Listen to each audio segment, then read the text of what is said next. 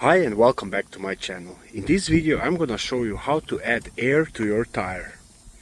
If you got message on your dashboard low tire pressure, you simply need to add some air to it.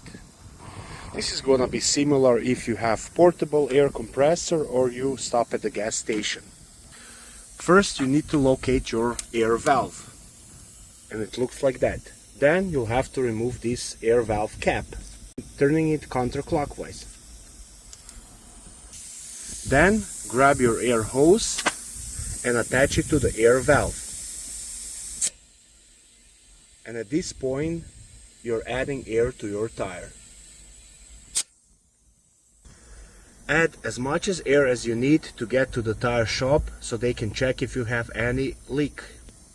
Once when you're done adding the air, you can put your cap back on. Thanks for watching. I hope this video was helpful. Please like and subscribe. Thanks, bye.